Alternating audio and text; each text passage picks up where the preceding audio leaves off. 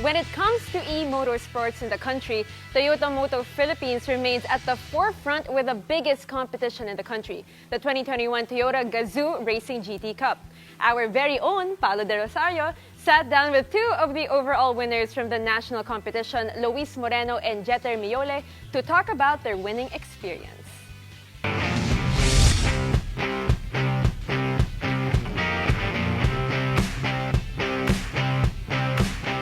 It is a pleasure to be joined by the National Finals overall winners for the 2021 Toyota GAZOO Racing GT Cup. Of course, we have here Jether Miole from the promotional class and Luis Moreno from the sporting class. Two champions, two winners, and it is amazing that they are here.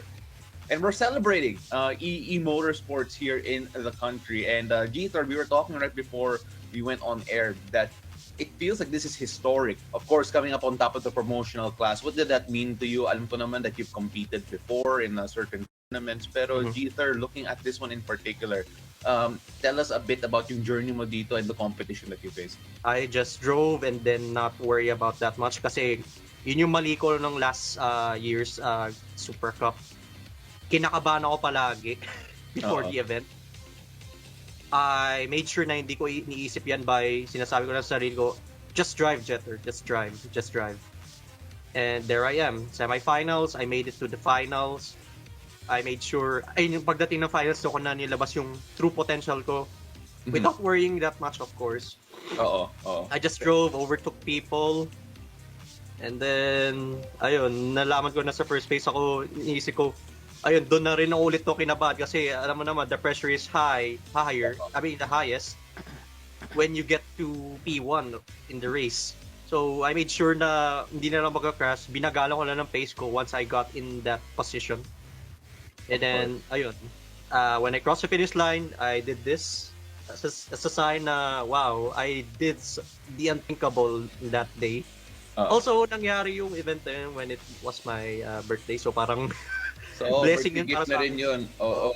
And now I want to move on to you, Luis. So you go into this one knowing that yung mga katapat mo dito are probably the best e-racers in the country. We were talking a bit before we even went here that this is one of the marquee events sa e-racing community dito sa Pilipinas. And knowing that you went up and came out on top sa grupo na yun, first of all, how does that make you feel? How does that vindicate everything you're doing, yung skill level mo? And what does it mean to come out on top of the 2021 Toyota GAZOO Racing GT Cup for you personally? For me, it's a not just a happy feeling, but it's also a closure after the results of last year. Because last year they didn't go the way I planned it, particularly in the final round. I got hit by a penalty at the Fuji Speedway, which was the final round last year. So from that experience, I made sure that would never happen again.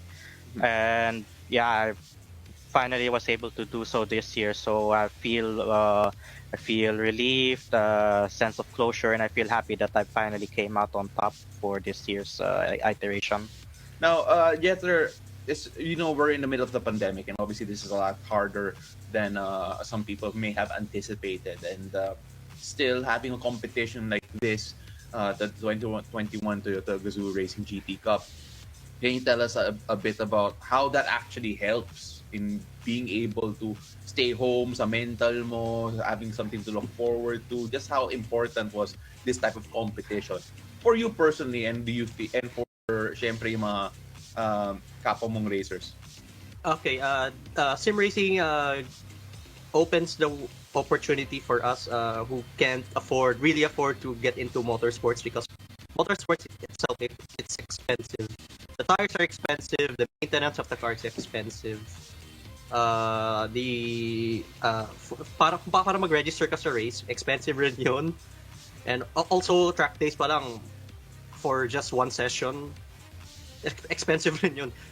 And in just sim racing, you can just jump straight in the game, jump straight into your rig, and then select a sim racing simulator na game, and then just open it, drive, time trial, hot lap, whatever, and then you're there.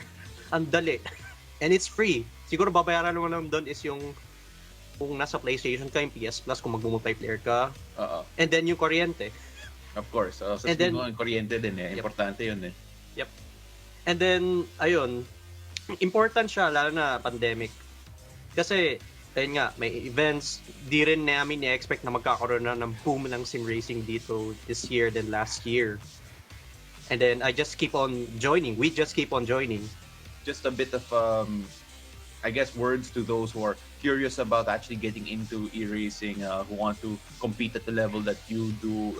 Any words of advice, any words of encouragement for them para siguro next year, the next iteration of this competition, baka dumami pa yung mga mag-participate.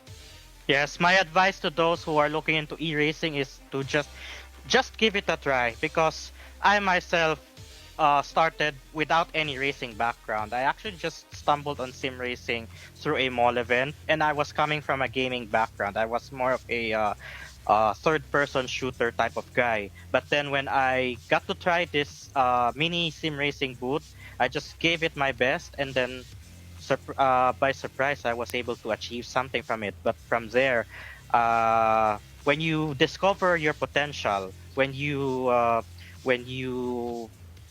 realize that, oh, this is sort of a cool thing to do, you get to enjoy it, and while you enjoy it, you get to learn things in the process, because everyone has to start somewhere. Even ako, when I first tried the sim racing rig, semp lang ako, pero I just kept on trying, enjoying it, and because it's sim racing, it's virtual, it's free, you don't have to worry about crashing a car, just have to play around, and at the same time, just do your best. And everything will come together as you play more, as you drive more. It's all about the seat time, but most importantly, it's all about the passion. It's all about enjoying the sport. You go in there without any fear, enjoying what you're doing, and I think those are great lessons for racing, e-racing, and everything that you could do and pursue moving forward. Ladies and gentlemen, the national finals overall winners for the Toyota GAZOO Racing GT Cup 2021.